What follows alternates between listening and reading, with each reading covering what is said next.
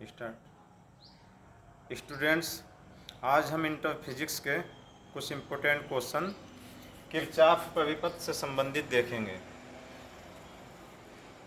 Students, ये एक diagram दिया गया है व्हीटस्टोन सेतु के सिद्धांत पर।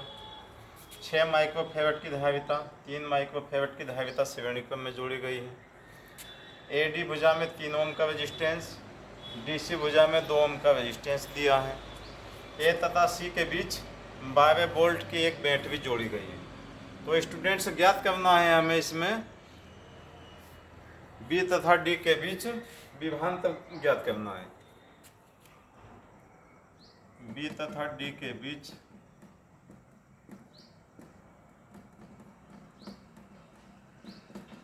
विभवांतर ज्ञात करना है।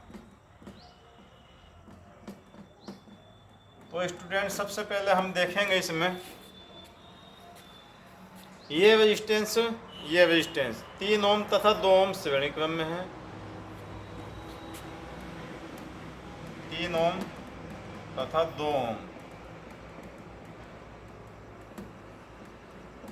श्रेणी क्रम में है।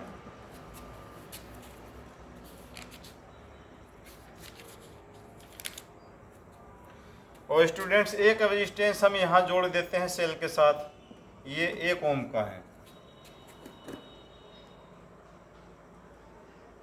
ये दोनों 1 ओम के साथ श्रेणी क्रम में होंगे, अतः परिपथ का total resistance R equal to 3 + के 2 + के 1, तीनों श्रेणी क्रम में है, 6 ओम, तथा A और C के बीच कुल प्रतिरोध A और C के बीच केवल 3 ओम तथा 2 ओम श्रेणी क्रम में है। तो इसको R डैश माना हमने, 3 + के 2, R डैश हमारे पास आ गया है A तथा C के बीच 5 ओम। E दिया हुआ है हमारे पास बैटरी का 12 वोल्ट। परिपथ में संपूर्ण धारा देख लेते हैं। परिपथ में टोटल करंट कितना आएगा स्टूडेंट्स? ओम के नियम से I = B/R या I = E/R से हम देख सकते हैं। तो स्टूडेंट्स, E का मान हमारे पास 12 वोल्ट है, R का मान हमारे पास 6 ओम है, धारा आ गई हमारे पास 2 एम्पियर। परिपथ की संपूर्ण धारा I = 2 एम्पियर। अब स्टूडेंट, 6 माइक्रोफेरेड तथा 3 माइक्रोफेरेड के 2 संधारित्र हैं, ये भी श्रेणी क्रम में है। 6 माइक्रोफेरेड तथा 3 माइक्रोफेरेड श्रेणी क्रम में। तो बच्चों, टोटल कैपेसिटी कितनी होगी? श्रेणी क्रम का सूत्र होता है C = C1C2/C1 + C2। C1 का मान बच्चों 6 है, C2 का 3 है। 6 × 18, 9 से डिवाइड करेंगे बच्चों, 2 माइक्रोफेरेड आ जाएगा, 2 माइक्रोफेरेड। अब देखते हैं स्टूडेंट, A तथा C के बीच विभवांतर कितना है हमारे पास? A तथा C के बीच विभवांतर V = I × R dash.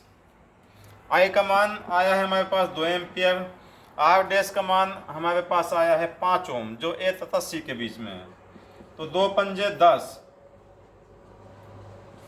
A तथा C के बीच विभवांतर आ गया 10 वोल्ट। अब हम देखेंगे 6 माइक्रोफेरेड तथा 3 माइक्रोफेरेड, इन दोनों के बीच कितना आवेश है?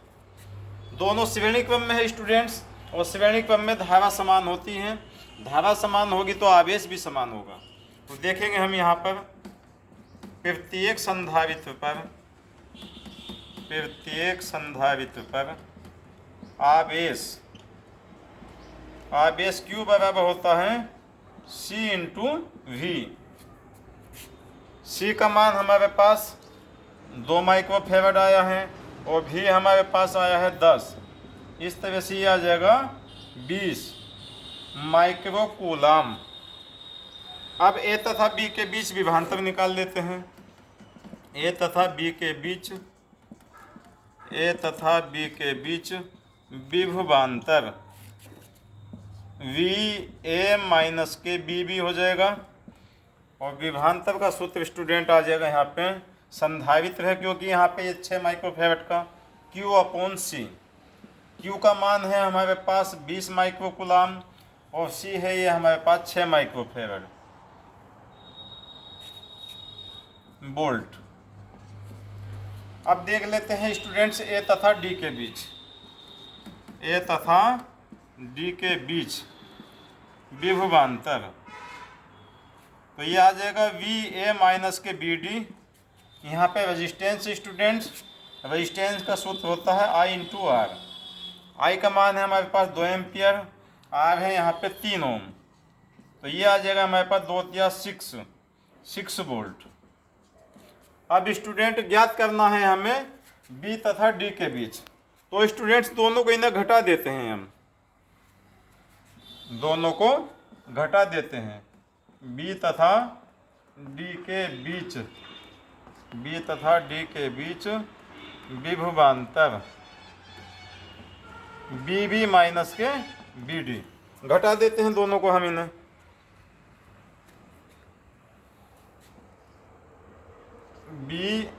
BA माइनस के BD माइनस BA माइनस के BB। स्टूडेंट्स B तथा D के बीच विभवांतर BB माइनस के BD equal to BA minus BD minus के BA माइनस BB। तो देखेंगे स्टूडेंट्स माइनस BA से plus BA cancel, minus minus plus हो जाएगा। ये आ जाएगा हमारा BB माइनस के BD। ठीक, BA माइनस BD का मान हमारे पास आया है 20/6। BA माइनस BB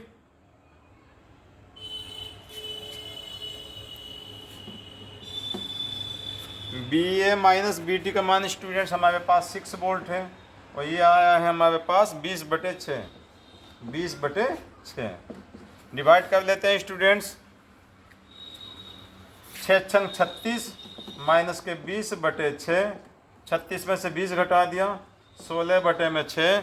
2 से डिवाइड कर देते हैं ऊपर, 2 से डिवाइड कर देते हैं नीचे, 8/3।